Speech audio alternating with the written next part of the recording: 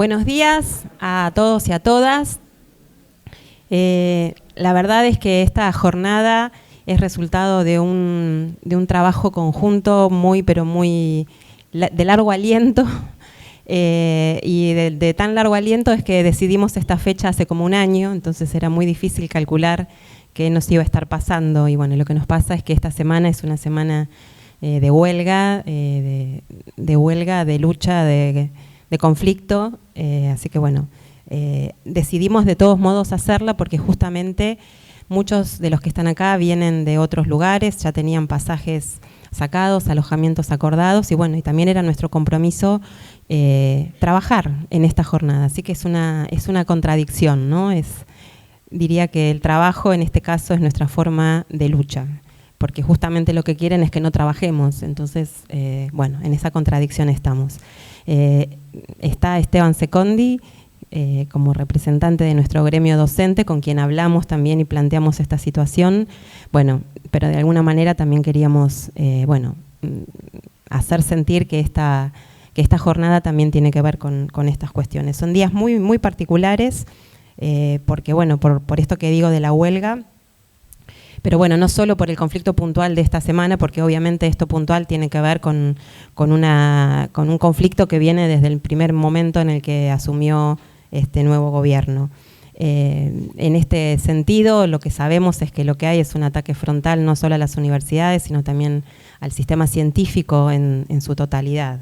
Y además diría, justamente por el tipo de jornada que hoy nos convoca, un ataque absoluto a lo que son las ciencias sociales y las humanidades.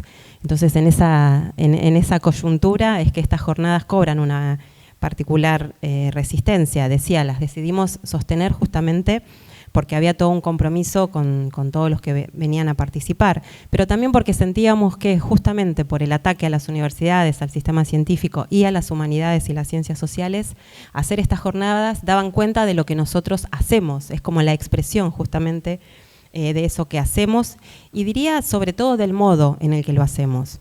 Porque son los modos en los que hacemos las cosas también lo que está puesto ahora en cuestión. Está puesto en cuestión que las cosas se hagan de manera colectiva, de manera transversal.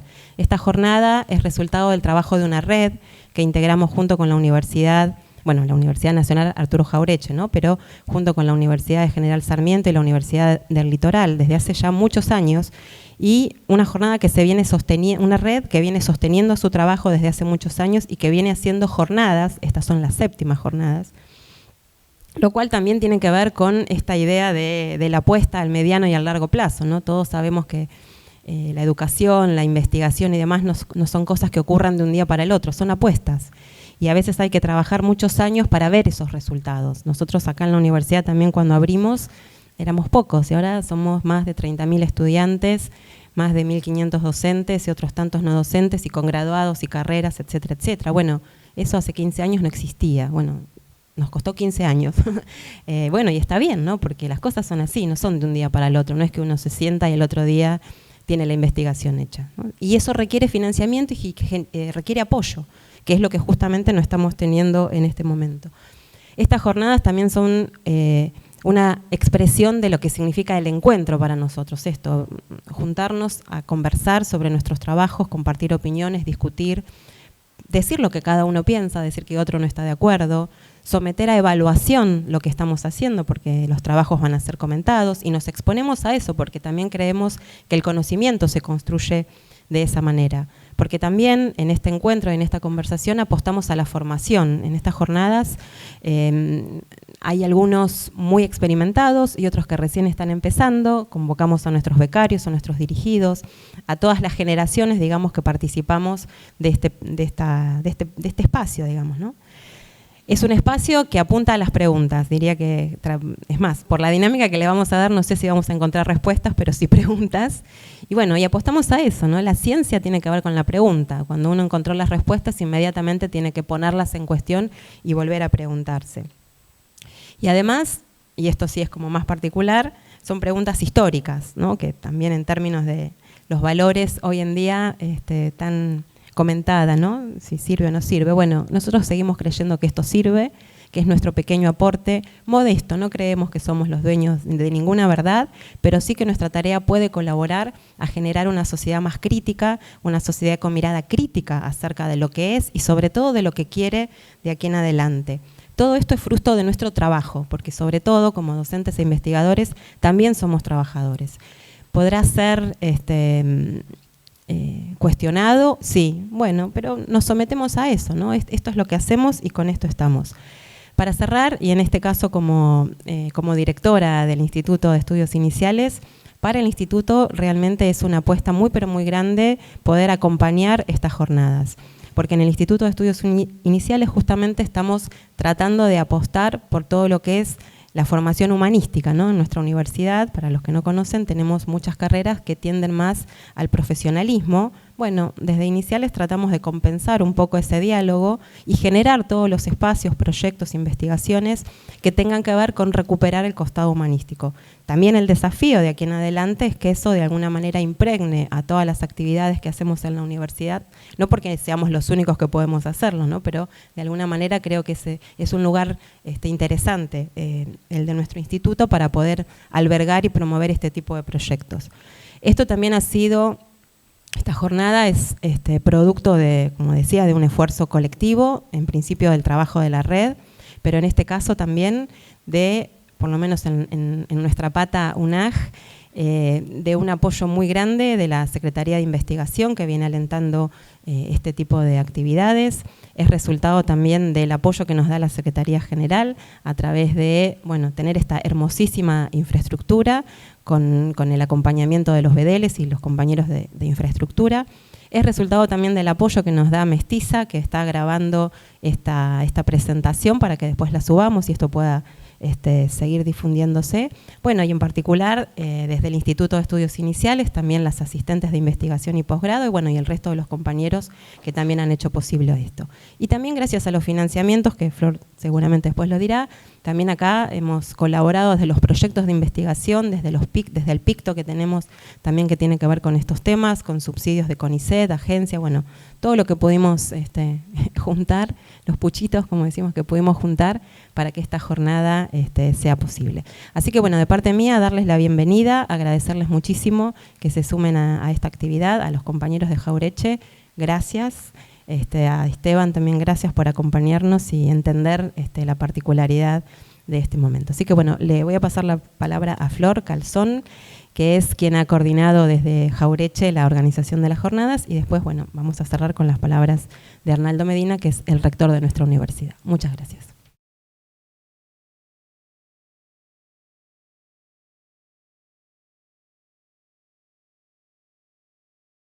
Hola. Bueno, bienvenidas y bienvenidos a estas jornadas.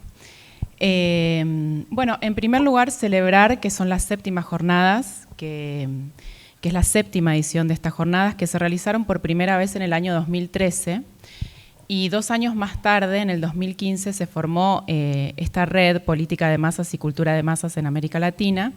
Un poco como comentaba Caro, es una red que integramos con 3 universidades, la Universidad Nacional de General Sarmiento, la Universidad Nacional del Litoral y Jauretche, nosotros, nuestra casa. Esta es la primera vez que nos toca hacer sede. Las ediciones anteriores se hicieron en la Universidad Nacional General Sarmiento y en la del Litoral, así que bueno, contentas de poder ser parte de este evento rotativo, digamos.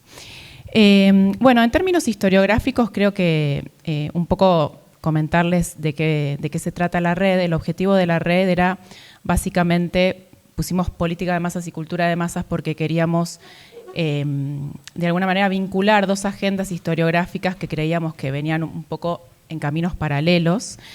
Y esta apreciación tenía que ver justamente con algunos cambios en la política en el siglo XX, ¿no? O sea, la idea de que la incorporación de nuevos sectores a la política, la incorporación de las masas a la política, y significaba la incorporación también de nuevas prácticas, la necesidad de apelar esas masas a través de las industrias culturales, de nuevas formas de propaganda, de persuasión. Bueno, muchos que estudiamos la prensa, la radio y el cine pensábamos que de alguna manera esos canales privilegiados de la cultura de masas también eran una una arena de politización y un lenguaje de la política, ¿no? Entonces, en este sentido es que este solapamiento entre estas dos esferas, entre lo cultural y lo político, es lo que nos llevó a pensar estas cuestiones en términos relacionales. Bueno, y básicamente también mencionar que este evento es un evento que no son solamente estas jornadas, sino que también es el resultado del trabajo de un grupo que se reúne periódicamente en reuniones en donde nos intercambiamos bibliografía, leemos bibliografía, trabajos nuestros en formación. En lo personal es un espacio muy querido, a mí me acompañó mucho en etapas de escritura de la tesis.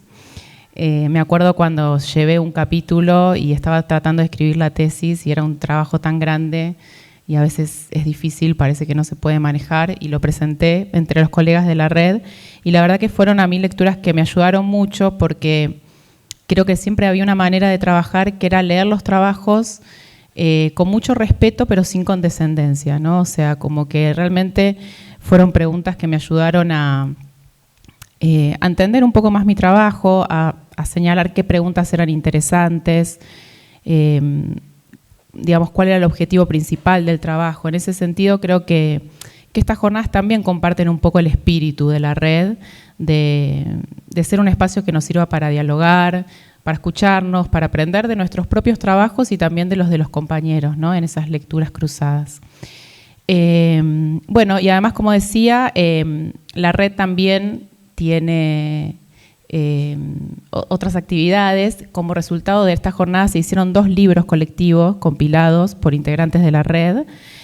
Y bueno, en ese sentido es creo que una concepción del trabajo académico, ¿no? Donde pensamos que, un poco como lo decía Caro, que hay una concepción colectiva, ¿no? Del trabajo académico en que incluye todas estas instancias donde discutimos entre colegas y donde de alguna manera crecen nuestras inquietudes académicas a través de ese intercambio. Bueno, no menos importante también mencionar, acá está Esteban Secondi, que estamos en una semana de paro, ¿no? Que nuestra universidad, tal como la conocemos, pública, gratuita, está siendo atacada. Se redujo el presupuesto universitario y los salarios docentes. Hoy ganamos un 40% menos aproximadamente que en diciembre del 2023. Y bueno, creo que muchos de los que estamos acá compartimos la docencia y la investigación y sabemos que esto afecta a nuestras condiciones de vida y también nuestras condiciones de trabajo. Así que bueno, fue todo un debate si hacíamos o no hacíamos las jornadas en esta situación. La decisión que tomamos la tomamos porque, digamos, primero por todo el esfuerzo que significa para los que organizamos estar acá y organizar estas jornadas, por lo que significa también para los ponentes escribir y presentar trabajos. Y bueno, también porque había gente que viajaba y bueno, por todo este esfuerzo. Y también porque consideramos que investigar también es defender la universidad, ¿no? Y estar acá de alguna manera también es una manera de defender lo que hacemos y como profesionales. Y bueno, esperamos también que esto sea una jornada de celebración y también de lucha, de seguir apostando por esto, porque la verdad es que lo hacemos también muchas veces a pulmón, sin tanto financiamiento, ahora menos que antes. Y bueno, en este caso creo que en este contexto, por lo menos para estas jornadas, las universidades, tanto la Universidad General Sarmiento como la Universidad Jauretche, fueron las que terminaron financiando, digamos, el grueso de las jornadas con un aporte del CONICET que también existió, pero bueno. Así que bueno, eso, celebrarnos y también luchar en estas jornadas. Y por último, gracias a todos los integrantes de la comisión organizadora de la que formo parte, a Carolina González Velasco, que es la directora del instituto, pero siempre está en todo. Ayer estaba con el banner, me decía, no, estamos probando el banner, abriendo el banner, a ver si funciona. A Javier Giamet, que también estuvo detrás de muchas cuestiones. Bueno, a todo el equipo de la UNS, a Mercedes García Ferrari, a Maximiliano Fiquemprón, a Mariela Rubinsal, a Javier Rodrigo de la Universidad del Litoral, a Sara Perry, que está por ahí también, y especialmente a Sandra Gayol, que es nuestra alma mater. Así que, bueno, y a todos ustedes por venir y por estar acá, muchas gracias. Bueno, y esperemos que tengamos una linda jornada.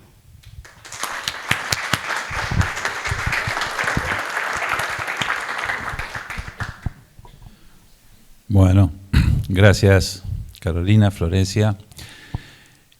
Les quiero dar una muy cálida bienvenida a quienes nos visitan, especialmente a quienes vienen de universidades hermanas, Universidad General Sarmiento, Universidad del Litoral, quienes vienen, bueno, de otras instituciones, a quienes son de la casa también, bueno, muy especialmente a los que viajaron, ¿no? Y los que vienen de más lejos, ¿no? Quienes vienen del litoral. Y bueno, felicitarlos también por ser estas las 7ª jornadas, por todo lo que se explicó recién, muy bien, de cómo se ha sostenido, cómo estos espacios de conocimiento, estos espacios donde circula el conocimiento, la información, bueno, terminan siendo también, y aquí mi agradecimiento, espacios de defensa de la universidad pública, de defensa de todo aquello que defendemos, que en definitiva es parte de la solución de los problemas que tiene nuestra patria. Bueno, y por qué no también, y haciendo mención al título de las jornadas, y bueno, y a esta red, ¿no? ¿Por qué no también de América Latina? Creo que es un encuentro muy importante, muy necesario, que tiene que ver con temas que nos interpelan muchísimo, ¿no? Entiendo que este torbellino, ¿no? de experiencias, de significados, que se entrecruza con nuestras propias historias de resistencia, de lucha en América Latina, y en un mundo globalizado donde hoy la velocidad, el vértigo de la información, ¿no? de alguna manera nos apabulla, donde estamos viviendo yo diría una era, ¿no? Que seguramente se va a plantear en un futuro, aquello que se conoce como sociedad de la información, posmoderna, aunque esto es criticado desde algunos círculos académicos, bueno, donde la característica es eso, ¿no? La velocidad, el vértigo, el flujo de la información. Se plantea que a principios de siglo aproximadamente demoraba 20 años la duplicación de la información existente, y bueno, hasta donde yo recuerdo, no sé ahora en este momento, porque yo creo que lo que estoy diciendo ahora tiene por lo menos 1 año y medio de atraso y es mucho hoy. Toda la información existente hoy demora o de que yo tengo el dato, demora 2 años en duplicarse, ¿no? Ese es el vértigo, y es cada vez mayor. Y creo que esta realidad que estamos viviendo es muy importante confrontarla con, bueno, los flujos culturales, ¿no? Y cómo esto influye fundamentalmente en la creación de nuestras identidades, particularmente en la identidad de ser latinoamericano. Por eso creo que esto es muy necesario. Por eso, sinceramente, lo que un poco les deseo en esta jornada, que la puedan aprovechar. Obviamente que en todos estos debates, este intercambio que ustedes hagan, es importante la circulación de conocimiento, es importante que puedan hacerse nuevas preguntas, que puedan encontrar, celebrar, ¿no?, el estado de la investigación a la cual han llegado, pero fundamentalmente que esto sea un granito de arena que contribuya a nuestra identidad, de lo que es, a descubrir nuestra identidad de lo que es ser latinoamericano. Hoy estamos realizando esta jornada, estamos abriendo esta jornada en este espacio que es nuevo en nuestra universidad, que se llama Papa Francisco, que, bueno, precisamente tiene mucho que ver también con nuestra identidad y nuestra cultura latinoamericana, ese nombre. Por eso, bueno, el más sincero deseo que esta jornada sea fructífera, que pueda fortalecer la red que han conformado y bueno, desde nuestra universidad, de mi parte, digo, muy personalmente, el compromiso a apoyar lo que ustedes vienen haciendo en momentos difíciles, pero son momentos, creemos que más allá de la lucha y la pelea que tenemos que dar para cambiar esta realidad, estos espacios son parte de esa lucha, de esa pelea, y también son parte de la construcción de nuestro futuro. Muchas gracias.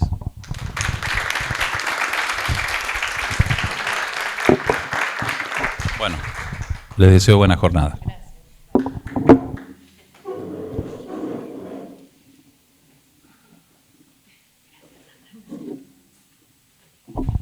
Bueno, entonces vamos a dar paso ahora a la conferencia que das vos, Flor, a cargo.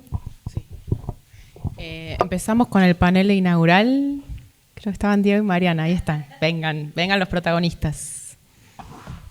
Bueno, arrancamos con el panel Archivos y fuentes para la historia política y cultural en América Latina. Estamos acá con nuestros queridos invitados, Mariana Nazar y Diego Galeano. Los voy a presentar primero y después ellos van a presentar sus trabajos, sus presentaciones. Bueno, Mariana Nazar es profesora y licenciada en Historia y archivista con especialización en Archivos y Derechos Humanos. Fue archivista del Archivo General de la Nación desde 1998 y entre 2010 y 2020 coordinó el programa de capacitación y desarrollo archivístico y formó parte de la creación del Sistema Nacional de Documentación Histórica del Ministerio de Ciencia y Tecnología de la Nación. Entre 2016 y 2020 fue responsable de proyectos del programa Iberoarchivos, formando parte del comité ejecutivo entre el 2018 y 2020. Docente de archivística en cursos para la Administración Pública Nacional y organizaciones sociales, políticas y sindicales. Ha sido asesora archivística de la Unión de Trabajadores de la Educación entre 2004 y 2007 y de la Comisión Provincial por la Memoria en 2005 y desde 2007 a 2011. Actualmente es investigadora en la Dirección de Gestión del Conocimiento, Investigación y Publicaciones del Instituto Nacional de la Administración Pública, la INAP, y coordinadora académica del Diplomado en Gestión Documental y Administración de Archivos Públicos de la Escuela de Política y Gobierno de la UNSAM. El título de su intervención es Fiebre de Archivos y Perspectiva Archivística, Investigación y Derechos. Sí, empecé por el presentador. Hola, ahora sí. Hola, buenos días a todos y a todas. Un gusto total estar acá.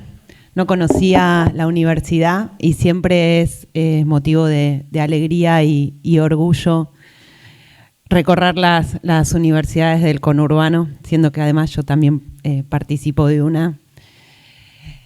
En un día tan particular, ya Flor hizo alusión a que es un día de huelga. Yo quiero también hacer alusión a eso, al desastre de las condiciones laborales en las que nos estamos desempeñando, tanto en las universidades públicas como en la función pública en el Estado.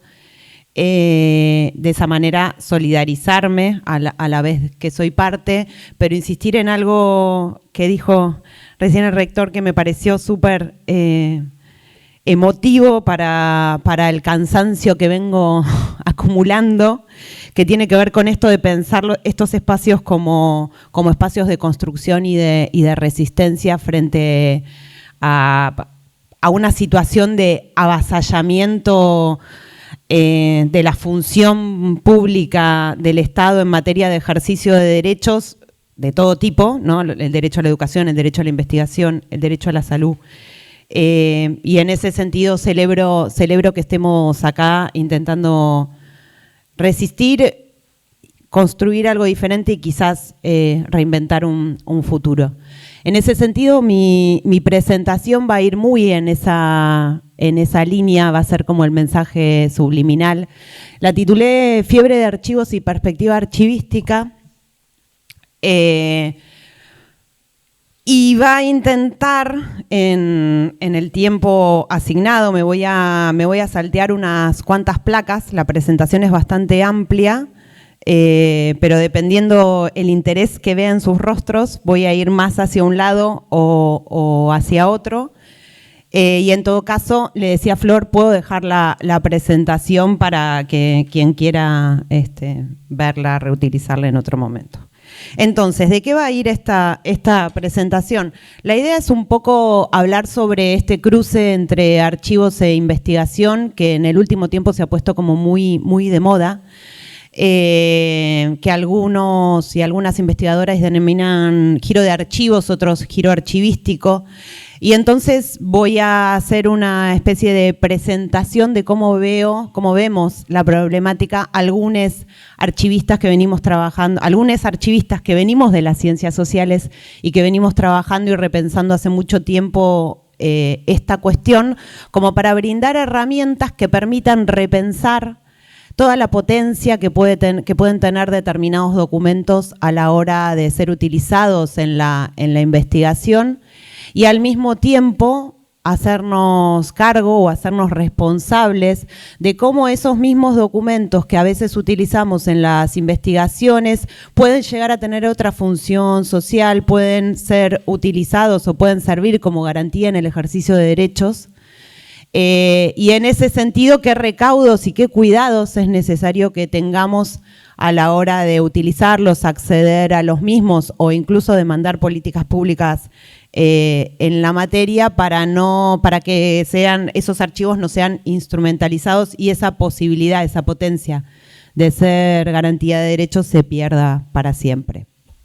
Entonces, en relación a la cuestión vinculada a la investigación y a los archivos, desde hace unos años con Diego tenemos otra alma mater, que es Lila Caimari, viene hablando del momento de frontera, ¿no? Como que estamos en un momento en el que desde hace unos cuantos años los archivos empieza a hablarse de los archivos, empiezan a ponerse arriba de la mesa. Digo, trabajando en este tema, yo noto que por lo menos desde la década de los 90, hace muchísimos años, la historiografía argentina cada tanto...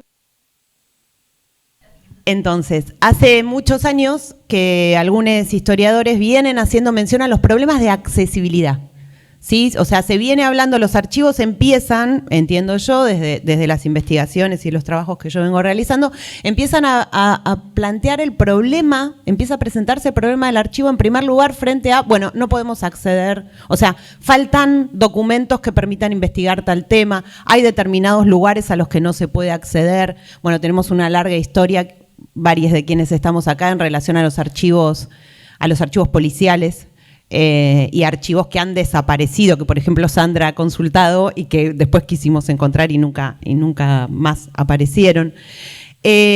Por otro lado, ese es uno de los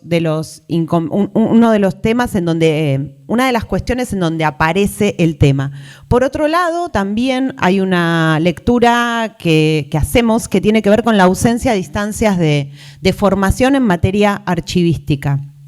En nuestro país la falta de carreras, en los últimos años han aparecido varias, sobre todo instancias de diplomaturas, ha crecido, digamos, la formación, pero hay una deuda histórica en materia de formación archivística en nuestro país, pero también hay una especie de deuda histórica, y ya en todo caso lo discutiremos, lo conversaremos después, en formación, en investigación en archivos en las carreras de historia.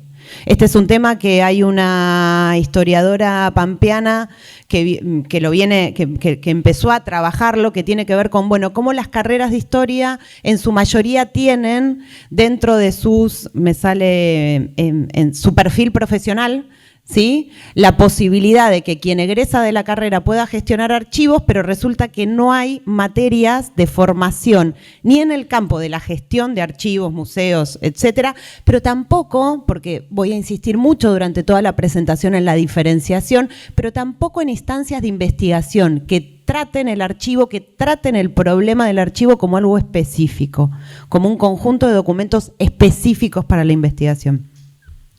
Esto se da en el marco de una gran debilidad en materia de generación de políticas públicas archivísticas en nuestro país. Otro día, si quieren, hablamos y lloramos sobre eso. Sobre todo, incluso, digamos, en el contexto latinoamericano. O sea, no estoy hablando de debilidad de políticas archivísticas en el contexto, en una comparación con Europa, con España, con Estados Unidos o Canadá, sino en el mismo contexto latinoamericano. Llama poderosamente la atención el nivel de debilidad de las políticas públicas archivísticas argentino. Por otro lado, también en la cuestión vinculada a la investigación y los archivos, la pérdida e inaccesibilidad a documentación generada por la sociedad civil es un gran problema, o sea, no solo la documentación generada por el Estado. Y esto se da en el marco de una serie de exigencias, de alguna manera, que empiezan a generarse en el marco del acceso abierto a la investigación y todas las políticas que tienen que ver con esa línea, ¿no?, de acceso abierto a la producción de la investigación y a las fuentes. Entonces, dice, acá la vuelvo a citar a Lila, Lila habla del archivo como trending, ¿no?, como tema que en algún punto está en el top de los mencionados. Ahora, toda la presentación va a girar en torno a, bueno, sí, el archivo está en boca de todos, pero la definición sobre qué es un archivo, para qué sirve y cómo podemos, o sea, qué potencialidades podemos obtener de la documentación de archivo en nuestras instancias de investigación, eso está en muy pocos lugares. Entonces, archivo como trending, podemos encontrar y pueden googlear y va a aparecer todo el tiempo, bueno, la referencia a mal de archivo ya es una cosa que nos seca absolutamente. Hace 20 años que al pobre Derrida no paran de gastarle el tema de esa conferencia que dio en los 90, en donde no hace referencia, lo podemos discutir en otra instancia, no está haciendo referencia a archivo, sino que el archivo está siendo utilizado como una metáfora, pero acá se cita el mar de archivo como la justificación para cualquier tipo de llamada de atención sobre la autoridad de archivo, que también es un tema que empezó a aparecer, el momento archivos, estado de archivo, homologar el concepto de memoria al concepto de archivo, que me parece gravísimo, hablar del cuerpo como archivo, hablar del anarchivo o el anarchivismo, o hablar de profanar el archivo. Entonces, la palabra archivo, que hasta la década de los 90 de alguna manera solo remitía a espacios rancios y oscuros, empieza a estar de moda y en el trending. Entonces, esto es un meme tomado de la comunidad archivística que dice: se produce el giro de archivos y como cientista social necesito cuestionar su lugar de autoridad, cómo creo que me veo y cómo me ven las archivistas. No sé si se llega a ver qué es Laporte, el Laporte de agarrándose el del otro, porque hay mucha luz. Bueno, entonces, este llamado al giro de archivos, de que me puse a rastrear, porque hace rato que yo me venía resistiendo al planteo de giro de archivos, como que me cansaba, decía, no, bueno, que sigan diciendo, que hagan lo que quieran, pero digo, bueno, me voy a poner a leer, me voy a poner a estudiar, a ver qué están diciendo, ¿no? Cuando hablan ¿de qué hablamos cuando hablamos de giro de archivos? Y entonces, la referencia más clara que fui encontrando fue la idea de reposicionar el lugar de los archivos en las instancias de investigación. ¿sí? Que es algo que desde esta comunidad que les digo de archivistas medio híbridos, archivistas cientistas sociales, que somos varios en la Argentina y que hemos formado una asociación, que no la mencioné, pero por las dudas, si alguien quiere seguirnos, es la Asociación de Archivistas en la Función Pública Argentina, y es una asociación de archivistas que trabajan en el Estado y que vienen promoviendo, digamos, el desarrollo de políticas públicas, el reconocimiento profesional de nuestra formación y el aumento de las instancias de capacitación y formación. Digo, con ese colectivo, esa comunidad de prácticas, empezamos a investigar sobre esto y entonces, bueno, giro de archivos. ¿De qué hablamos? Bueno, reposicionar el lugar de los archivos en las instancias de investigación. Plantear que no son meros reservorios de registros de información. Se cuestiona, digamos, se denomina así como giro de archivos a la idea de cuestionar la forma en que han sido producidos los archivos, pensarlos como una construcción política, social y cultural, de alguna manera plantearlo como un dispositivo fundamental en la construcción del conocimiento histórico y la administración del poder político. Esa es la parte en la que decimos, claro, sí, qué interesante, qué bueno esto. ¿Cuál es la parte en la que se empieza, decimos, a sobregirar esta idea de archivos? La parte en la que, y acá voy a citar al que para mí fue uno de los mejores directores que tuvimos en el Archivo General de la Nación, que fue Enrique Tandeter, nos duró muy poco, un año. Enrique Tandeter, que era un historiador, bueno, nada, lo conocerán, y además con una gran producción intelectual, con una gran carrera. Él llegó a la dirección del archivo, se sentó, llamó a las jefas de departamento y les dijo, miren, yo sé mucho de historia, conozco el archivo como investigador, pero de archivística no sé nada. Así que yo voy a gestionar el pedido de recursos, el posicionamiento del archivo en el mundo y en materia política al interior de este gobierno, en el gobierno de la Alianza. Duró un año nada más. Pero necesito que ustedes me digan lo que tengo que hacer, porque yo conozco el trabajo del mostrador para afuera. Y yo esa imagen, esa metáfora del trabajo del mostrador para afuera y el mostrador para adentro, me la apropié y la utilizo siempre. Es muy criticada por algunos de mis colegas, porque les parece como de bajo nivel intelectual, pero para mí es clarísimo. El trabajo del archivo es cuando uno está trabajando con la documentación para ponerla al servicio público, para volverla accesible, y es otro totalmente distinto cuando uno va a consultar. Y entonces, uno de los grandes inconvenientes que identificamos en esta idea de los archivos sobregirados tiene que ver con una especie de superposición o confusión entre la tarea de investigación y todas las reflexiones que podemos tener a la hora de utilizar los documentos y explotarlos como fuentes, y la tarea de gestión del archivo. Entonces, acá lo que hice fue como copiar un montón de frases que fui encontrando por ahí que tienen que ver con estos planteos de un giro de archivos en la investigación en ciencias sociales que lleva a repensar, digamos, la implicación de investigadores en tareas de digitalización, catalogación y divulgación, en cómo volver a pensar las políticas de memoria en tiempos de reconstitución de los archivos, cómo leer el archivo a contrapelo, cómo tener una participación crítica en los archivos repensando la procedencia, abordando los silencios archivísticos.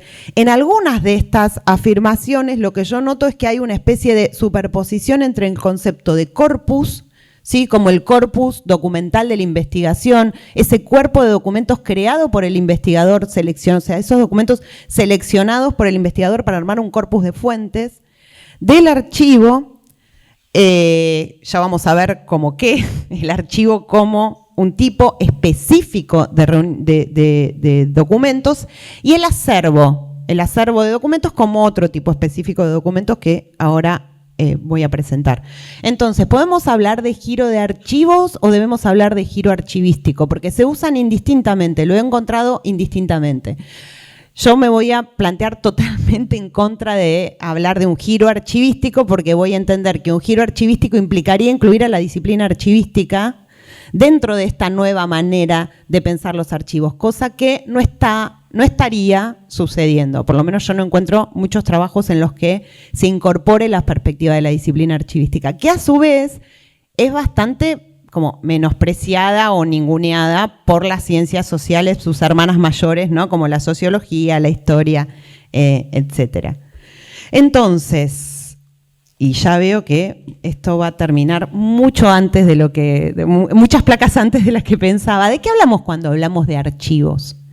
Y esta es una pregunta para que si alguien quiere responder, y si no se respondan, si da un poco de vergüenza, se respondan internamente. Esto no es para retar, cuestionar, marcar, señalar. Es solo para que podamos realmente tener un momento de introspección para ver, bueno, qué podemos utilizar, qué herramientas propias de la disciplina archivística, qué definiciones podemos utilizar para potenciar nuestras investigaciones. Entonces, bueno, ¿de qué hablamos cuando hablamos de archivo? ¿Y para qué sirven? Porque esa es la otra pregunta. ¿Para qué sirven? ¿Sí? Muchas veces cuando hago esta pregunta de qué hablamos cuando hablamos de archivos en grupos de estudiantes en ciencias sociales, enseguida se remite a, bueno, el documento que tiene valor histórico, el documento viejo, la foto también, o sea, como que empiezan a aparecer cosas como novedosas del tipo, bueno, una película, una foto también puede ser archivo. Pásame el 5 minutos, Flor, por favor, porque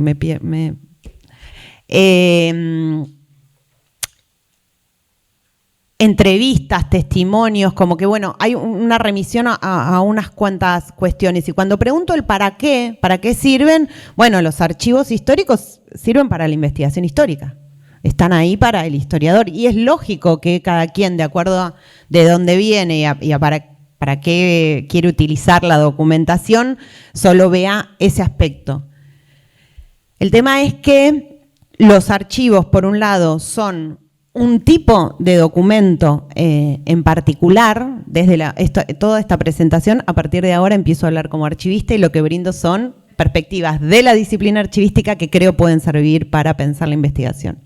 Entonces, para la archivística, el archivo es 3 cosas. Una institución que preserva fondos documentales, los fondos documentales y un depósito donde se preservan los fondos documentales o los documentos.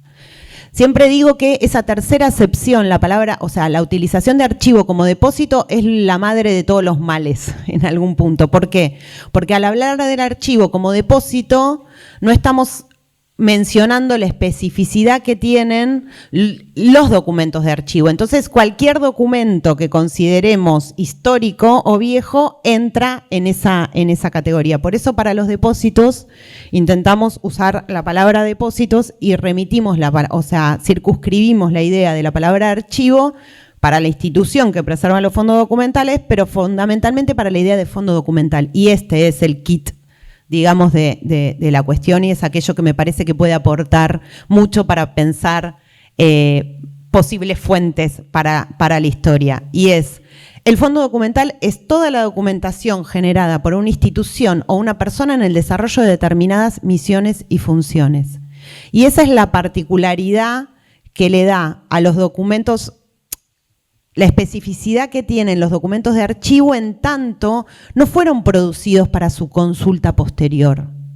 ¿Sí? Un documento de archivo no fue escrito para que venga la prensa a levantar determinada declaración o para que 20 años después un investigador lo consulte.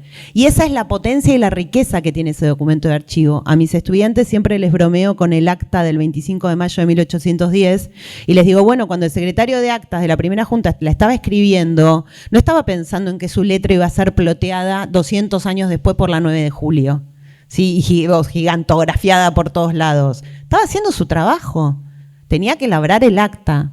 Seguramente tenía conciencia de la importancia de ese acto en ese momento, pero no estaba pensando en escribirlo para que viniera Mitre a hacer la historia de la Argentina.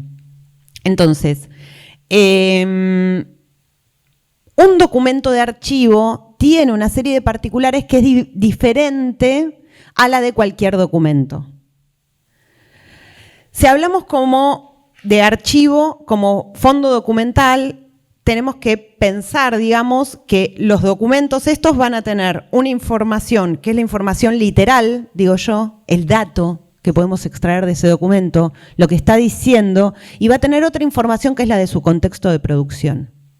Pero cuando hablo de contexto de producción, a diferencia de como muchas veces se utiliza en las ciencias sociales, en archivística, el contexto de producción no es solo ese documento es hijo de una época determinada, ¿no? Como el contexto cultural o social de producción, sino el propio contexto de producción de ese documento, quién lo produjo y para qué lo produjo. Eso es lo que nos brinda un montón de información, ¿sí? Porque, por ejemplo, un legajo de personal o una cesantía, un juicio, ¿sí? Una causa judicial en el marco del CONSUFA, el Consejo Supremo de las Fuerzas Armadas. O sea, en sí mismos son documentos que contienen un montón de información, pero si no la ponemos en contexto, o sea, si contamos también con su contexto de producción, tenemos mucha más información que la que solamente lo mencionan. De hecho, si hablamos de archivos vinculados a graves violaciones a los derechos humanos, la gran mayoría de los documentos que pudimos aportar desde los archivos para las causas por delitos de lesa humanidad no eran documentos que decían específicamente, nunca se encontró un documento que dijera, sí, fuimos con 3 compañeros en un Falcon a levantar a fulano de tal a las 5 de la mañana, ¿sí? O sea, la información que se aportaba a partir de otros cruces, que era el legajo de personal de determinada persona que ya había sido identificada por lo general por un sobreviviente o una sobreviviente, el legajo de personal donde estaban los premios a su labor, donde había sido ascendido, el pago de las horas extras, la zona en la que trabajaba, ¿sí? Bueno, sobre ese tema hay un corto alucinante de la Comisión Provincial por la Memoria, porque son quienes preservan la documentación de la DIVBA, en donde explican esto, ¿no? Cómo funcionaba la inteligencia y cómo eso se plasma en los documentos. Entonces, el documento no solo tiene información vinculada o sea, no solo tiene la información que puede leerse de SIC, sino que tiene una información de contexto que es súper importante. ¿Quién produjo qué? ¿Para qué lo produjo? ¿Y cómo llegó ese documento hasta nosotros? Porque rastros de la historia hay por todos lados, o sea, documento como registro del accionar humano, digamos, en soporte durable, hay un montón. Ahora, la particularidad de este es que fue producido por una institución o una persona para hacer una cosa. Esa es una información tan rica como la que puede leerse el documento, pero a su vez, otra particularidad del documento de archivos es que tiene una triple función social. No está solo para nosotros como investigadores, no está solo para la historia. El documento de archivo puede ser fuente para la historia de una sociedad, pero fundamentalmente, por lo general, se preserva porque forma parte de la memoria de la institución productora. Y si no se preservara, que es lo que medio está pasando, las instituciones quedarían amnésicas. Entonces, toda la inversión y todo el desarrollo en determinadas políticas públicas para hacer determinada cuestión, si no se preserva ese archivo, eso no se puede evaluar, eso no se puede revisar, eso no se puede rehacer. Entonces, los archivos como fondo documental, como documentación producida por una institución o persona en el desarrollo de determinadas misiones y funciones, vienen o pueden ser fuente para la historia, pueden ser fuente de memoria institucional, pero son fundamentalmente garantía en el ejercicio de derechos ciudadanos. Entonces, cualquier intervención que hagamos o cualquier política pública que se plantee hacia los archivos desde una mirada que solo atiende a la investigación o que solo atiende a la memoria institucional o que solo atiende al ejercicio de derechos, puede generar una instrumentalización de ese archivo, puede modificarlo y al modificarlo perdemos información. Ya no tengo tiempo, no puedo creer que no llegue ni a esto. Pero quería cuestionar un poco la idea de que venimos como arrastrando de una fuente primaria, ¿no? En la investigación, la idea de fuentes primarias y secundarias, y pensar un poco más en relación a documentos y contextos de producción. En tanto, la fuente no existe en sí misma, ¿sí? Sino que la fuente es un documento interrogado por el investigador, la investigadora. Esto creo que si lo digo así, todos decimos, sí, obvio, Ranke se murió hace un montón de tiempo, ¿qué me estás viniendo a contar? Sin embargo, cuando escribimos, muchas veces, ¿sí? Cuando se habla del giro de archivos, muchas veces se cuela esta idea de el archivo de las fuentes. Y detrás de la idea del archivo de las fuentes se cuela, digo, el fantasma que echamos por la puerta entra por la ventana, se cuela el positivismo y la idea de que ese documento es una fuente en sí misma y tiene la verdad. Y eso nos quita la responsabilidad de indagar, preguntar, cuestionar, o sea, transformar el documento en fuente.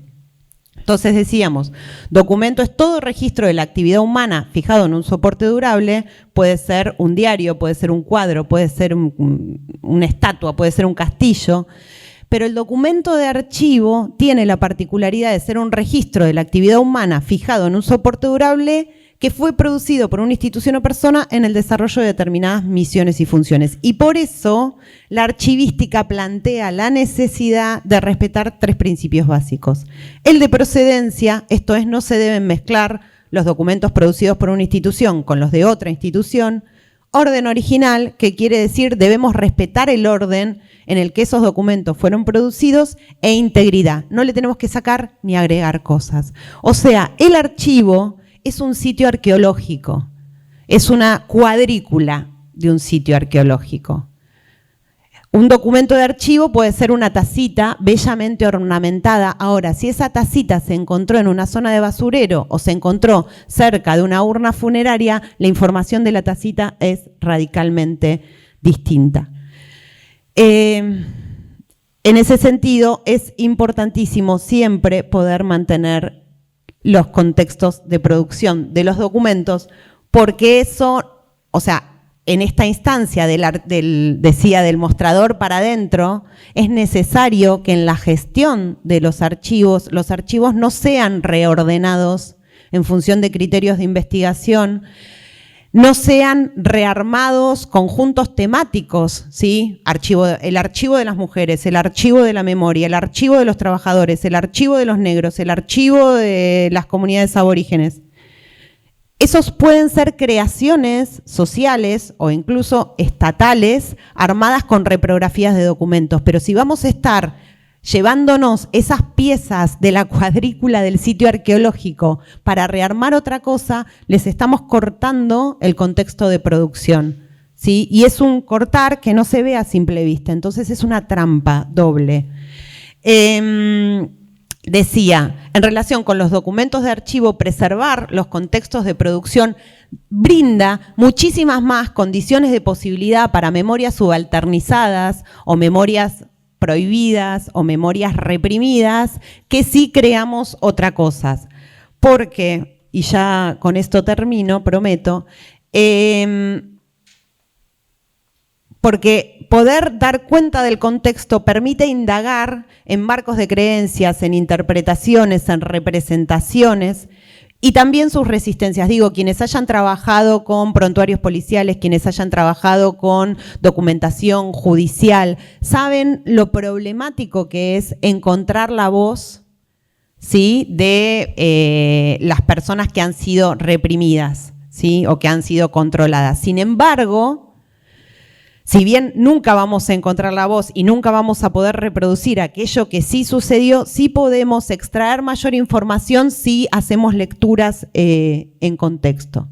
Y eso, digamos, nos permite cuestionar, me parece a mí, la autoridad del archivo, no en el sentido de desordenarlo, sino que al mantenerlo como sitio arqueológico podemos problematizar sus condiciones de producción muchísimo, de una forma mucho más potente. En ese sentido, es muy importante poder distinguir el archivo, ¿no?, el fondo documental que vamos a consultar del propio corpus que vamos a generar. E incluso empezar a pensar como política de buena praxis en la producción propia de los equipos de investigación o la producción propia del investigador o la investigadora como un archivo que pueda ser brindado a la consulta pública. También pensar la idea de el acceso a la información como un derecho humano y el acceso a la investigación como un derecho humano. Esto lo tiro solo como titular en relación a lo que nos cuesta a veces como investigadores acceder a determinada documentación y la línea que tiene que ver con ir a pedir, por favor, o llevarle facturas al archivista para poder acceder a ese archivo, cambiar el chip y saber que es un derecho humano reconocido por la Constitución y que hay un montón de herramientas legales para exigir esos accesos. A modo de cierre, perdón, pero la cito a la Vasallo y después cierro. Hay una frase de Brigitte Vasallo que me encanta, que dice que somos una amalgama de privilegios y opresiones, es algo tan evidenciado que ya da vergüenza escribirlo, pero por obvio que sea, hay que seguir recordándolo hasta la náusea. Pensar la idea de los archivos del poder, ¿sí? Que este planteo sobre el giro de archivos o giro archivístico viene presentando como cuestionador de determinadas lógicas, es necesario también poder ponerlo en contexto. Quiero insistir en que una cosa es la tarea del mostrador para afuera y otra del mostrador para adentro, y entonces toda reflexión, todo cuestionamiento, todo planteo en torno a la instancia de investigación está buenísimo y va a hacer crecer un montón el campo, pero tenemos que tener mucho cuidado de que eso no se meta a instrumentalizar los archivos en función de esas reflexiones, ni a instrumentalizar las poquitas políticas públicas en materia de archivos que tenemos en función de esas instrumentalizaciones, porque justamente como somos una amalgama de privilegios y opresiones, podemos, en nombre de una opresión que reconocemos hoy, desordenar un archivo, destruir su contexto de producción y no permitir que las opresiones que se visibilicen o que tomen mayor fuerza el día de mañana puedan ser reconstruidas. Y vuelvo al caso de la Comisión Provincial por la Memoria del Archivo de la DICBA. En algún momento se barajó la posibilidad de hecho se hizo, de separar los documentos que aportaran a las causas por delitos de lesa humanidad. Y ahí fue que dijimos, no, sí, está buenísimo, pero esto físicamente no se toca y lo que hay que reconstruir acá es el sitio arqueológico de la totalidad. Gracias a que se pudo hacer eso, hoy se pudieron realizar, o hace unos años se pudieron realizar, investigaciones que tenían que ver con la represión de disidencias sexuales, investigaciones que tenían que ver con la represión al tráfico de drogas o a lo que entendía la policía que era el tráfico de drogas, investigaciones que tenían que ver con información sobre comunidades religiosas al interior de la provincia de Buenos Aires.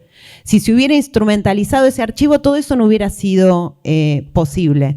Entonces, ¿de qué hablamos cuando hablamos de archivos? Es importante entender y repensar y tener siempre como presente la triple función social de los archivos, o sea que no están solo para nosotros como investigadores, sino que también están para la memoria en la institución productora y el ejercicio de derechos, que de alguna forma eso permite un espacio de ejercicio de la igualdad formal, ¿no? Esto acá no es necesario como explicarlo y aclararlo, pero en algunas comunidades hay que decirlo.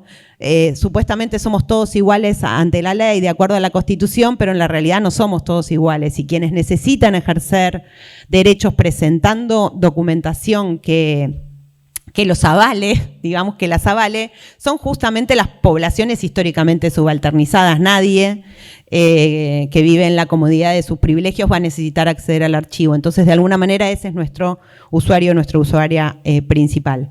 Documentos, archivos, documentos de archivo, contextos de producción y condiciones de posibilidad para el ejercicio de derechos y posible fuente de memoria subalternas. Es necesario repensar, digo yo, en estos desplazamientos conceptuales sobre a qué llamamos archivo, si archivo es cualquier conjunto de documentos, si archivo le decimos una página de internet y a 3 datos, cuáles son las consecuencias empíricas de llamar archivo a cualquier cosa y cómo influye eso en el desarrollo de las políticas públicas. En ese sentido, invito a adoptar algunas herramientas que creo que son súper útiles de la perspectiva archivística para la investigación, distinguir fuertemente esto del mostrador, las tareas de investigación de la las tareas del archivo para evitar la colonización del archivo. Y con colonización estoy diciendo colonización en serio, la instrumentalización y el extractivismo. Distinguir los archivos del corpus de un acervo donde se reúnen cualquier tipo de documentos, de registros del pasado. Conocer que el archivo como fondo documental tiene dos conceptos clave, que son la identificación y la serie documental como concepto axial. Estoy terminando.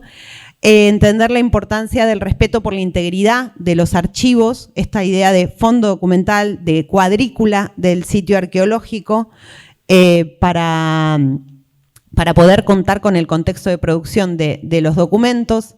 Saber que los archivistas tenemos una responsabilidad social muy grande, tenemos un código de ética del Consejo Internacional de Archivos que está poco difundido y que no está sostenido por políticas públicas, pero digo, siempre que vayan a un archivo, sepan que esa persona no los puede atender de cualquier manera, no les puede no dar información, no les puede decir, pero vos qué necesitas, vení, ¿de qué tema estás investigando? Vení, sentate que yo te cuento, no necesitas acceder a los archivos, como nos decía el señor director del archivo del Museo Policial, y que la archivística se puede pensar, puede servir, digamos, como sistema de interpretación, no solo como una herramienta, para poder reflexionar sobre cómo estamos conceptualizando el archivo y cuáles son sus consecuencias empíricas.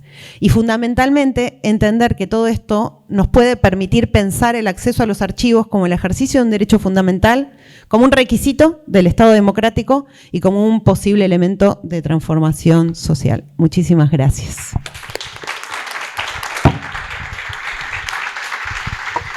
Bueno, muchas gracias, Mariana. Voy a presentar a Diego Galeano. Diego obtuvo la licenciatura en Sociología en la Universidad Nacional de La Plata y la maestría en Investigación Histórica en la Universidad de San Andrés. Es doctor en Historia Social por la Universidad Federal de Río de Janeiro y profesor de Historia Contemporánea en la PUC-Río, en Brasil. Asimismo, es investigador del Laboratorio de Pesquisa en Conexiones Atlánticas. Fue profesor visitante en la Universidad de París I, Sorbona, en el Centro de Historia Global de Múnich y en el Programa de Estudios Latinoamericanos de la Universidad de Princeton. Sus investigaciones se enfocan en la historia sociocultural de la policía y del delito en América Latina. Además de editor de varios libros colectivos, es autor de Escritores, Detectives y Archivistas, La cultura policial en Buenos Aires, 1821-1910, del 2009, y de Delincuentes viajeros, estafadores, punguistas y policías en el Atlántico Sudamericano, del 2018. La versión en portugués de este libro obtuvo el premio de investigación del Archivo Nacional de Brasil. Actualmente trabaja en un libro sobre la historia del dinero falso en ese mismo espacio atlántico sudamericano. El título de su intervención es Siguiendo conexiones culturales en el Atlántico Sudamericano, un itinerario en los archivos. Bueno, gracias, Florencia. Bueno, me alegra mucho estar acá compartiendo con Mariana este panel y a través de Florencia también agradezco a toda la comisión organizadora de estas jornadas y quería también un poco manifestar, bueno, mi solidaridad con las otras jornadas, ¿no? Las jornadas de lucha en defensa de la universidad pública, de CONICET, y agradecer especialmente que nos escuchen en este contexto y que me escuchen. Ya verán historias de unos seres extravagantes y digamos tan coloridos como aquellos que el CONICET ha mostrado recientemente en el lecho marino, pero bueno, un poco más situados en otro lado, digamos, en la frontera del tiempo pasado. Hasta ahora yo venía, la verdad, siguiendo de cerca las discusiones y la producción bibliográfica, ¿no? de esta red interuniversitaria política de masas y cultura, sobre todo un poco por seguirle los pasos a mi amiga Mercedes García Ferrari, que está por acá. Y bueno, de alguna manera quiero dialogar un poco con lo que he leído y he visto también que se va a presentar en estas jornadas. Digo, hay cuestiones que me parece que tocan muy de lleno mis intereses, ¿no? Sobre espacios, escalas, temporalidades, como le pusieron al subtítulo del libro, Política y Cultura de Masas en América Latina, y que, bueno, que se relaciona con las ideas que de alguna manera traigo ahora, simplemente como disparadores, si se le permite a un historiador de la policía y del delito la metáfora. Es que realmente mi intención no es tanto traerles problemas específicos de mi campo de investigación, sino reflexionar a partir de lo que ustedes hacen y de investigaciones que me parece que plantean algunos problemas que voy a tratar de plantear acá, ¿no? De cómo escribir una historia conectada de los fenómenos culturales, cómo trabajar en los archivos con ese tipo de preguntas, cómo pensar las escalas, las temporalidades, las espacialidades, alternativas aquellas definidas por la jurisdicción territorial de los estados, ¿sí? Y bueno, como verán, son preguntas evidentemente complejas, que sería demasiado pretencioso querer responder acá, en esta mesa. Y lo que voy a hacer entonces es dialogar con eso que ustedes hacen, que vienen haciendo. También hay un juego ahí un poco de tratar de provocar justamente que las investigaciones muy locales no están más cerca. Las investigaciones muy situadas, ¿no? en contextos específicos, ciudades, en regiones, no están reñidas, digamos, con esta problematización sobre las conexiones, circulaciones y redes transnacionales, que es el subtítulo de esta conferencia, ¿no? Entonces, desde mi punto de observación, desde mi experiencia como investigador de las conexiones culturales en la América del Sur de las migraciones atlánticas, que es mi campo de investigación de los últimos años, es que voy a hablarles un poco de la experiencia en los archivos persiguiendo conexiones culturales en el Atlántico sudamericano. Bueno, ya les pedí disculpas por la metáfora del disparador, ahora les pido disculpas por el gerundio en el título, que es espantoso. De alguna manera traduciendo el following, gringada medio fea, pero espero hacia el final convencerlos, si no de su conveniencia, al menos de la consistencia metodológica, si me tienen un poco de paciencia. Entonces voy a presentar algunos aspectos de mi actual investigación, que Florencia mencionó, para luego conectarlo con el recorrido anterior, ¿no? Es decir, con un abanico más amplio y heterogéneo de investigaciones sobre las conexiones atlánticas sudamericanas. Al final voy a proponer algunas preguntas abiertas al debate sobre fuentes, archivos y perspectivas de historia conectada de la cultura en el Atlántico sudamericano, algo que evidentemente puede abrir interrogantes para otros espacios y temporalidades, ¿no? Aunque las respuestas siempre sean específicas, singulares y situadas. Entonces, empiezo por mi investigación actual. En julio de 1905, un teatro de Buenos Aires fue escenario de la obra Marco Severi, de Roberto Pairó. Un drama en 3 actos que terminó siendo un éxito del público, nada menos que con los hermanos Podestá en el escenario. El protagonista era un inmigrante italiano conocido como Luis Bernengo, tal vez algunos conocen la historia, dueño de una imprenta, casado con una mujer argentina. Vivía acosado por el temor de que un pedido de extradición del gobierno italiano revelara su verdadera identidad y su pasado delictivo. Después de descubrir que el tipógrafo de su taller era una especie de agente undercover, que la policía italiana, ¿no?, estaba siguiendo sus pasos, decidió confesarlo todo a su esposa, Blanca Podestá, en el escenario, en un dramático monólogo en el segundo acto. Su verdadero nombre era Marco Severi y había llegado a la Argentina como fugitivo de la justicia italiana, después de haber sido condenado por falsificación de dinero. Había sido un obrero en una casa tipográfica de Roma y su madre estaba enferma. Un compañero de trabajo supo que necesitaba dinero y le propuso entrar en el negocio de la fabricación de billetes falsos, encargándole el grabado de las planchas litográficas. Cuando la fábrica fue descubierta por la policía romana, Severi logró escaparse y, disfrazado, embarcó en el puerto de Génova rumbo a Buenos Aires, donde descubrió por los diarios el desenlace de su proceso judicial ¿no? Condenado a largos años de presidio. Esa historia reunía varios tópicos habituales en el repertorio cultural de las ficciones de inmigrantes en el cambio de siglo.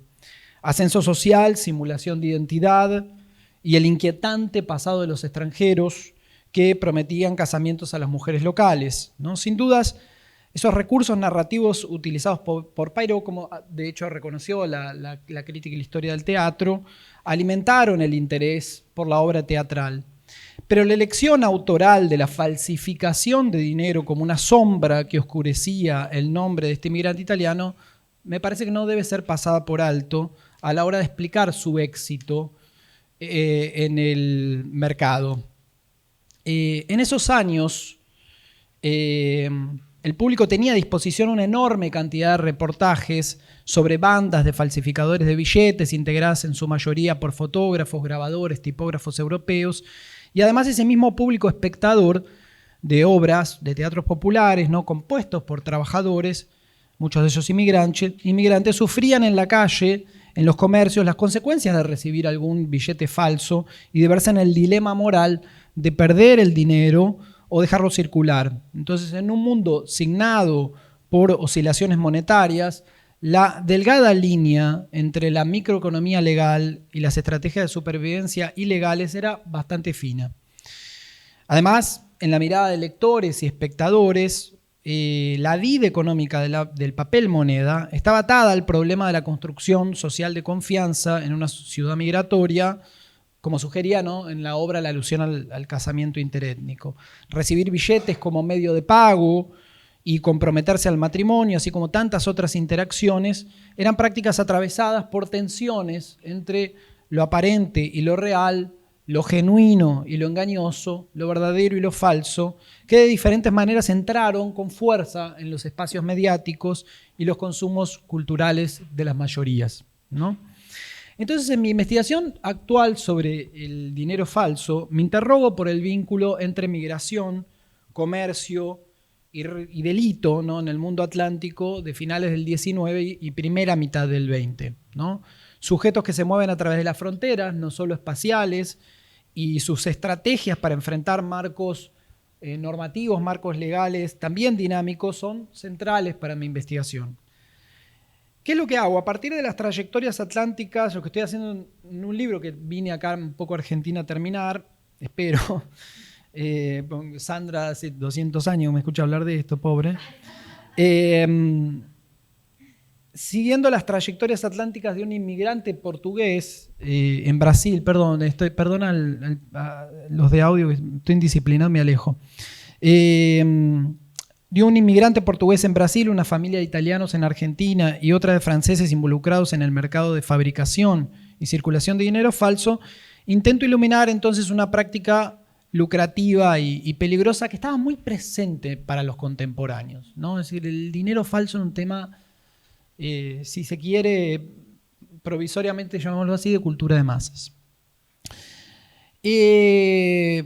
Voy a pasar un poco para no demorarme con el tiempo, pero digamos que la hipótesis subyacente de mi investigación es que la formación de un mercado ilícito de fabricación y circulación de dinero falso respondió a una creciente demanda de papel moneda en las actividades comerciales protagonizadas por migrantes, aunque se tratara evidentemente de redes que involucraban a otros sujetos en relaciones étnico-raciales complejas. Ese mercado prosperó de manera exponencial en el cambio de siglo, especialmente cuando las recurrentes crisis financieras, como la del 90, dieron lugar a coyunturas de extrema iliquidez monetaria y restricción, ¿no?, del crédito bancario. Entonces hay una frase que a mí me gusta mucho de una crónica que es indispensable al comercio y raro en su forma legítima, ¿no?, que escribió un periodista de Río de Janeiro en medio de la crisis económica desencadenada por la Gran Guerra, en el 14, cuando comentaba el reciente delito de otro falsificador portugués en Brasil, ¿no? Los falsificadores de billetes, agregaba, ofrecían en abundancia un producto escaso y codiciado por los comerciantes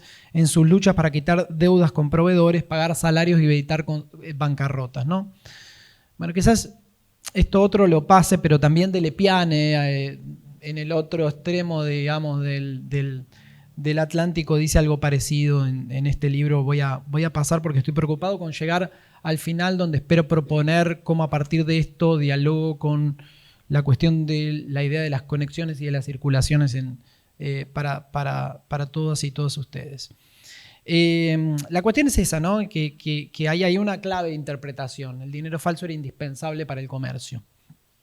Lo que propongo en mi investigación es tomar distancia de interpretaciones entonces enfocadas en la idea de subcultura, del delito profesional y moderno, y adoptar una estrategia de investigación microanalítica que se detiene en las trayectorias a la vez individuales y colectivas de falsificadores que permanecieron durante décadas en el negocio ilegal. Entonces, desde un punto de vista de lo que vengo explorando hace muchos años, que son las conexiones atlánticas, no, esa elección significa para mí al mismo tiempo una posición teórico-metodológica y una manera de construir un corpus documental, ¿no? Que un poco lo que habló Mariana también, ¿no? Esta cosa de producir la fuente. Mi intención es seguir en profundidad la trayectoria de esos 3 inmigrantes y sus descendientes que a lo largo de medio siglo circularon por diferentes ciudades del Atlántico de las migraciones masivas y se aproxima de alguna manera con la propuesta de una microhistoria en movimiento, y estoy utilizando trabajos de una notable historiadora de las emancipaciones esclavas, Rebecca Scott, especialista en circulaciones transcaribeñas y en el espacio que antes del apocalipsis llamábamos Golfo de México. Y bueno, mi investigación comparte esa idea de estudiar en profundidad trayectorias de sujetos y de grupos, de familias que se mueven a través de rutas transatlánticas, y comparte la idea de que eso no significa adherir a una perspectiva macro, ¿no? Y que la profunda atención a lo particular, cito a ella nuevamente, puede ser combinada con una comprensión genuina de las dinámicas locales, menos visibles bajo las lentes habituales de las regiones y la nación, sobre todo. Entonces, siguiendo esas ideas, he recorrido, bueno, archivos del Río de la Plata, de Brasil, de Europa, bajo las huellas de estos sujetos, cuya vida tiene una dimensión atlántica por la naturaleza de sus migraciones, pero también por las rutas comerciales de ese negocio ilegal, que conectaba Europa meridional con diferentes ciudades del Atlántico sudamericano, Buenos Aires, Montevideo, San Pablo, Río de Janeiro, pero es una investigación en la que yo busqué también salir un poco de las capitales y entrar con fuerza, digamos, en ciudades menores, que es una cosa que me interesa bastante en esta investigación. Bueno, los fabricantes, los circuladores de dinero falso a los que presto atención eran apenas un fragmento entonces de una red mercantil mucho más amplia, ¿no? Y que inclusive también conectaba con el mundo trasandino, pacífico, etc. Si me permiten, creo que me da el tiempo, se los presento un poquito rápidamente, les muestro un poquito las caritas de mis amebas del fondo del mar del dinero falso. El primero era un francés, Georges Rimbaud, que nació en 1865 en una pequeña aldea en Richmond. Se murió su padre, se mudó a la ciudad más próxima, Bourges, donde empezó a trabajar en un atelier fotográfico con su cuñado. A los 17 años se instala en París con la intención de estudiar en la Escuela de Bellas Artes, pero terminó migrando a la Argentina. En Buenos Aires se casó con una mujer francesa con quien tuvo 3 hijos, 2 de los cuales entraron en la vida adulta al negocio de la falsificación de dinero, liderado por su padre, ¿no? Ellos se ocupaban de la distribución de este dinero en el extranjero. Bueno, Rimbaud fue detenido por primera vez en el 94, después de falsificar pesos argentinos, en parte en solidaridad, ¿no?, con otros franceses. Fue condenado a 7 años de prisión. La pena fue conmutada por un destierro a Montevideo, donde lo van a buscar un grupo de comerciantes brasileros que lo llevan hasta Río Grande do Sur por tierra con su familia y lo reclutaron para organizar una gigantesca falsificación de reales de Brasil. Y por ese delito fue preso en Porto Alegre, de cuya cárcel se fugó antes de cumplir la pena y pasó el resto de su vida armando fábricas en ambos márgenes del Río de la Plata. Al parecer nunca retornó a Brasil, pero mantuvo conexiones profundas con Brasil hasta el punto de ser preso por la policía en varias ocasiones fabricando dinero falso brasilero que se enviaba por tierra y por mar, ¿no? Bueno, para eso yo trabajo con documentación judicial, policial, diplomática, que revela, por ejemplo, el movimiento de sus hijos en esa tarea de pasar a través de las fronteras nacionales el dinero falso, tenían conexiones con diferentes comerciantes de la región y estaban además muy presentes en la prensa, en los seminarios. Eran personas conocidas los Rambaud, digamos, o sea, tapa del diario Crítica. En los semanarios ilustrados, en la radio, bueno, un famoso clan, digamos, delictivo de la época, al que lo sigo durante décadas. Aparentemente Rambaud muere en la Penitenciaría Nacional a mediados de los 40, que es cuando termina mi libro.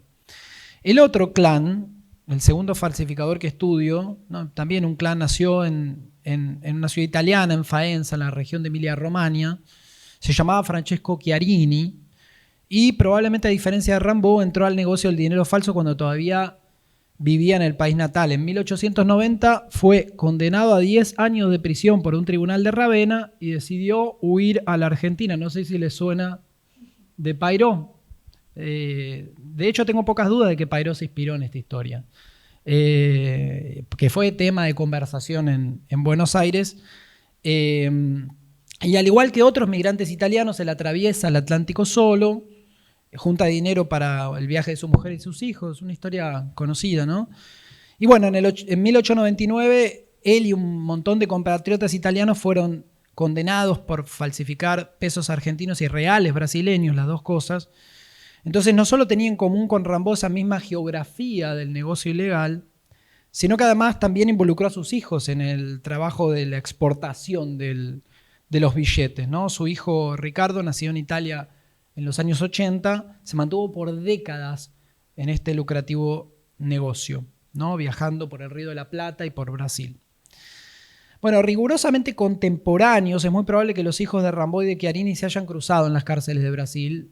Ya a esta altura de mi investigación lo logro demostrar. Sin dudas se conocieron y conocieron al tercer falsificador en la cárcel, que es este que es mi preferido. Es un fotógrafo nacido en Guarda, en Portugal, cerquita de la frontera de Salamanca, la frontera con España, un lugar precioso.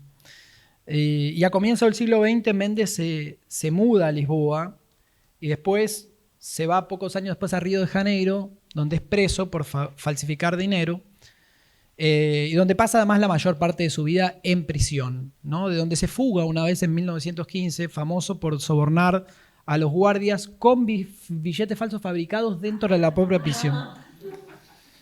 Sus rastros fueron por eso mismo, digamos, una explosión en la prensa, en la literatura de la época. Es un gran personaje. Y el análisis, la documentación judicial y diplomática permite reconstruir fragmentos de las redes que facilitaron su escondite en el Uruguay, se fugó al Uruguay, y una vez más todos los nombres se van repitiendo, ¿no? Entonces hay evidentemente un mercado ilegal organizado que tenía un precio, además 40% del valor nominal, pero digo, no es una conferencia de historia del delito, entonces salto esas cosas. Bueno, todo indica que eran sujetos que participaban de la misma red, ¿no? La fuga de Albino Méndez, su proceso de extradición del Uruguay a Brasil, su posterior expulsión a Portugal, movilizaron toda una trama de intercambios de autoridades, ¿no? Que él después en Portugal fabrica dólares y pesetas españolas en medio de la guerra civil, lo persigue el FBI, encontré su prontuario en Washington, en fin, toda una historia, sobre todo porque vieron que les hablé de las crisis y él cae en Portugal en plena crisis del 30 y le fabrica empresarios en bancarrota. Paso esta parte. Pero la cuestión es que las trayectorias de Rambaud, Chiarini y Méndez me parece que son reveladoras de las redes atlánticas y dinámicas sociales del negocio. Además, negocio que además de fabricantes, intermediarios, mayoristas, pequeños circuladores, involucraba, agentes policiales, detectives, fiscales, jueces, agentes diplomáticos, periodistas, pero que además tenía una enorme presencia en los consumos culturales, ¿no? Como sugería antes, el personaje de la obra de teatro Marco Severi y el falsificador Chiarini compartían el destino de haber migrado a la Argentina como fugitivos de la justicia italiana. Mi hipótesis, como les dije, que es una ficcionalización del caso Chiarini. atravesando sus vidas bajo el acoso de la policía y bajo la sombra del proceso de extradición. Sin embargo, y este punto me interesa mucho, me importa mucho, en el guión de Poirot, el dramaturgo transmitía a sus espectadores la sensación de un corte radical entre la vida pasada del falsificador de dinero y el presente como un honrado trabajador de una casa tipográfica, ¿no? Este es el punto. Él lamentaba, digamos, no poder tener que ocultarle a su mujer este pasado, pero que había roto para dedicarse ahora a un trabajo honroso, ¿no? Entonces, en la ficción, el pasado criminal y el presente de un inmigrante dedicado al negocio legal parecían como irreconciliables, aunque el fantasma de la vida anterior amenazara con destruir la frágil prosperidad y su promesa de casamiento. En las fuentes documentales que analicé, esa discontinuidad brilla por su ausencia, ¿no? En cambio, lo que salta a la vista son los vasos comunicantes entre el mundo de la falsificación de dinero y los circuitos comerciales. Entrar al negocio considerado ilegal, ser perseguido por las autoridades, no significaba de ninguna manera una interrupción del oficio de fotógrafo, grabador, tipógrafo, y en el plano de la puesta en circulación, cajeros, vendedores ambulantes, ¿no? Tampoco significaba tornarse un delincuente profesional que apenas vivía de la llamada industria del delito. La mayor parte de los sujetos cuya trayectoria mencioné y que en el libro que estoy escribiendo entran y salen de la narrativa con sus parientes, vecinos, ¿no? Socios, clientes, oscilaban dentro, fuera y en las fronteras de lo ilegal. Entonces, esos lazos comerciales, étnicos, familiares que daban forma a las redes de falsificación y circulación de billetes falsos, me parece que revelan fuertes líneas de continuidad, y ahora voy hacia el final, ¿no? y intentando responder las preguntas del comienzo, con otras historias de inmigrantes en el mundo atlántico, ¿no? Como dije al comienzo, todos esos sujetos fueron protagonistas de historias que estaban en el centro de la cultura mediática sudamericana, crónicas policiales en los diarios, largos reportajes en semanarios ilustrados, obras de teatro, programas de radio y cine. Y me ocupo de eso en uno de los capítulos, particularmente, no solo como una especie de coda de la historia social, sino como parte del argumento central que voy a tratar de explicar ahora.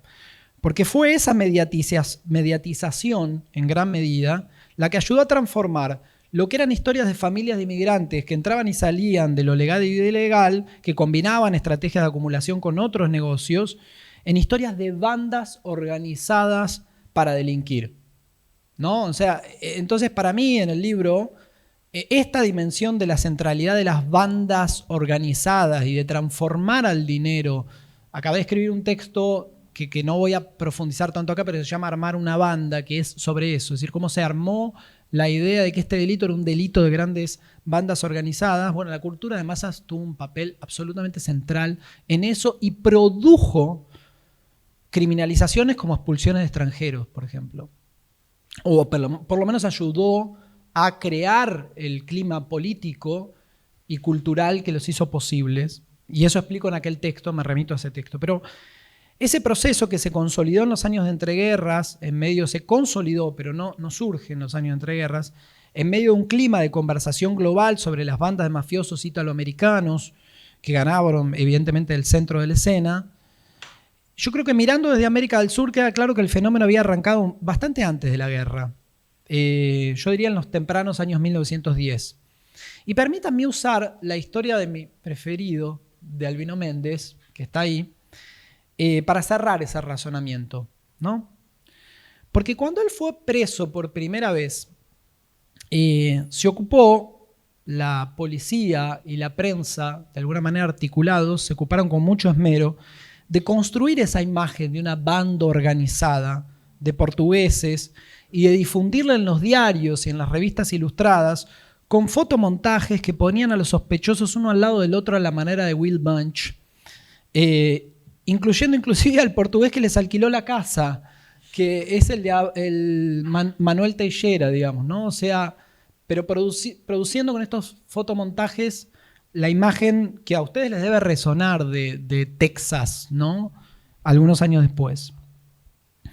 La historia posterior de uno de esos personajes que aparece en la foto, Antonio Narciso Rosas, me parece que es muy elocuente para lo que quiero decirles para ir cerrando.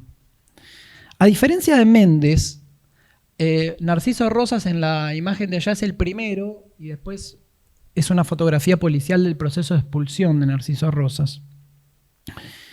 Que a diferencia de Méndez, después de salir de la prisión, él se dedica a las letras. Usa un seudónimo, Amador Santelmo, para establecerse como autor en el mundo de la literatura de cordel, que se llama en Brasil, el cordel urbano, ¿no?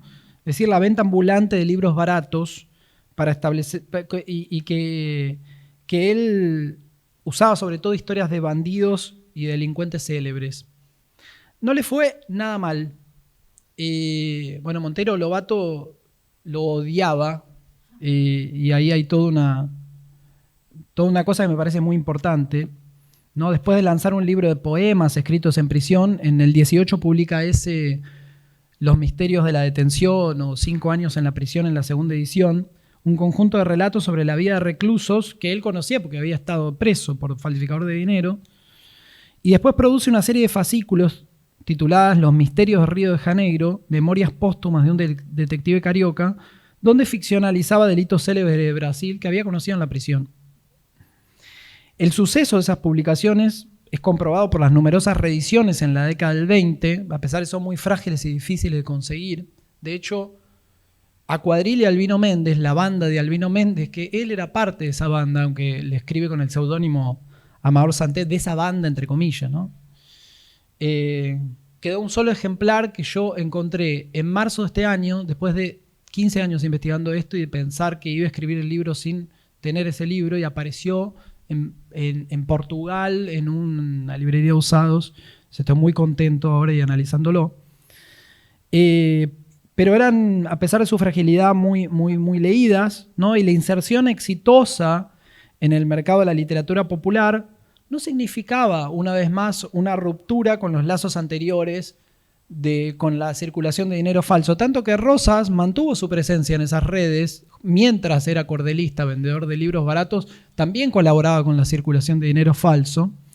En 1928 fue acusado de formar parte de una nueva banda de cuadrilla, en portugués, banda de monederos falsos portugueses. Fue detenido, se le inicia un proceso de expulsión del país, y aunque a diferencia de Méndez, que fue expulsado, se salvó por un habeas corpus, esta vez varios falsificadores portugueses fueron deportados en una gran onda de la década del 20. La policía lo había intentado en el 7, como les mostré, pero ahora lo consigue en el medio de un clima cultural. No había logrado en el 7 expulsarlos a ninguno, y ahora lo consigue en medio de todo un clima, un humus cultural, donde la idea de banda tenía un lugar central en el cine y en la policía y en las posibilidades para expulsar extranjeros, ¿no?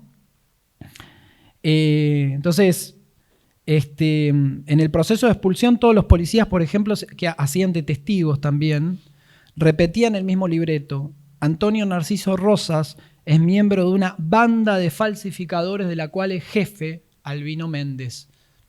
Albino Méndez no había participado de ese delito, pero él era tan conocido que era muy eficaz ponerlo de capo de la mafia en ese contexto. No tenía nada que ver con ese caso. Entonces la idea de una gran banda organizada de portugueses dedicados a la falsificación terminó triunfando al criminalizar lo que en el fondo eran vínculos contingentes de negocios legales y ilegales, lazos de solidaridad entre inmigrantes. Tanto es así que en el 24 Méndez llamaba a Rosas amigo en los prefacios que le escribió para las segundas ediciones de sus memorias carcelarias y para el folleto Los misterios de Río de Janeiro. En ese momento Rosas ya había publicado este fascículo de La cuadrilla de Albino Méndez, y en uno de los prefacios Albino Méndez aludía a esa publicación romantizada sobre su vida y decía: al escribir un episodio sobre mi banda, y ponía con itálica la expresión, es propio de él, decía, ¿no?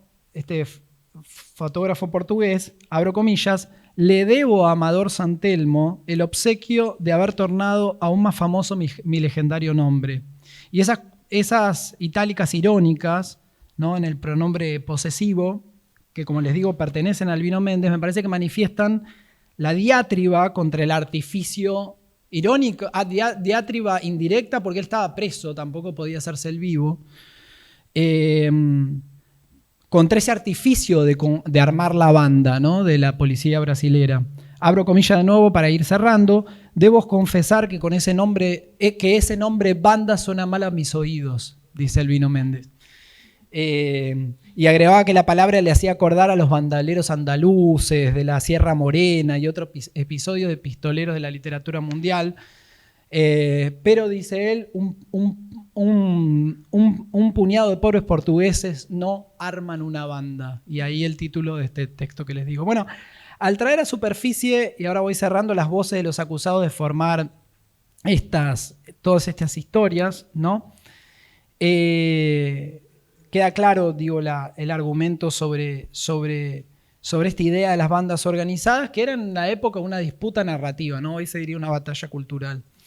Que en la década del 20 era muy fuerte cuando se vendía como pan caliente los folletos de Albino Méndez con la policía, con el falsificador derrotado por un detective imaginario, y mientras las puertas de los barcos se abrían para recibir a los falsificadores portugueses expulsados a Europa. Sí.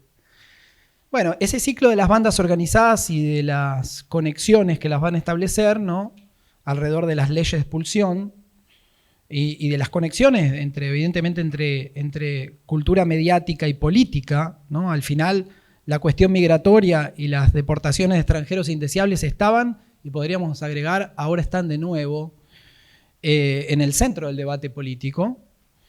Es algo que yo investigué en otros casos, ¿no?, que no voy evidentemente a poder traer acá, pero que solo menciono. Por ejemplo, los ladrones anarquistas y anarquistas ladrones, que trabajé con Martín Albornoz en el mismo espacio atlántico sudamericano, o con Cristian Schettini, toda la dimensión de policía, de moralidades, siempre siguiendo, following, los rastros de sujetos itinerantes, ladrones acusados de anarquistas, anarquistas acusados de ladrones, una mujer trans más preferida que Albino Méndez para mí, la amada princesa de Borbón, también acusada de ladrona viajera, los apaches, en fin, figuras que pasaron por procesos de deportación y que circulaban entre las ciudades del espacio atlántico sudamericano con diferentes trabajos, negocios, legales y ilegales. En todos esos estudios de caso intentamos, en realidad, porque lo hice en colaboración con colegas, mostrar 2 o 3 cosas que podríamos considerar las conclusiones de mi presentación, de mi intervención. En primer lugar, me parece que a esta altura ya queda claro la escala sudamericana de mis indagaciones, ¿no? Mostrar que eran sujetos itinerantes, es verdad, que eran delincuentes viajeros, que eran falsificadores internacionales, apaches en movimiento, es importante, pero es lo de menos. Lo que me interesa en realidad es la manera como todo esto es parte constitutiva del proceso de construcción pública de la figura del indeseable. Ese fue siempre un poco el eje, ¿no? No una representación a posteriori, y que por lo tanto su presencia en la cultura mediática tiene efectos políticos de primer orden. Y sobre todo, que esta historia no se entiende si no se lee en clave atlántica sudamericana, si no se visibilizan, se visualizan esas conexiones transnacionales y esas conexiones sociales, políticas y culturales. Entonces, la noción de espacio atlántico sudamericano que hace un tiempo elaboramos con Mercedes, un poco medio inconscientes así también de los usos que tenían para en otros trabajos. ¿Te acordás, Mer, de ese momento que llamamos esto así? Pero es y siguió siendo para nosotros central en su materialidad geográfica y en sus dimensiones simbólicas, ¿no? Como nos han mostrado muchos trabajos que después leí, por eso digo, de manera inconsciente de historia microespacial, ¿no? Ángelo Torre, Cristian De Vito, ¿no? Que muestran que esa dimensión geográfica y simbólica se condicionan mutuamente, que se deben pensar en esos términos, ¿no? Que lo simbólico es parte fundamental de la construcción social del espacio que a su vez incide en la manera como los sujetos producen coordenadas espaciales que son fundamentales para otorgar sentido a sus prácticas, ¿no? Es decir, esto para mí siempre es importante. Para mí el espacio atlántico sudamericano es un espacio vivido, imaginado y en constante movimiento, una geografía social y cultural en construcción permanente que aloja y entidades también dinámicas, no es un lugar fijo, es algo que se construye al interior de las investigaciones.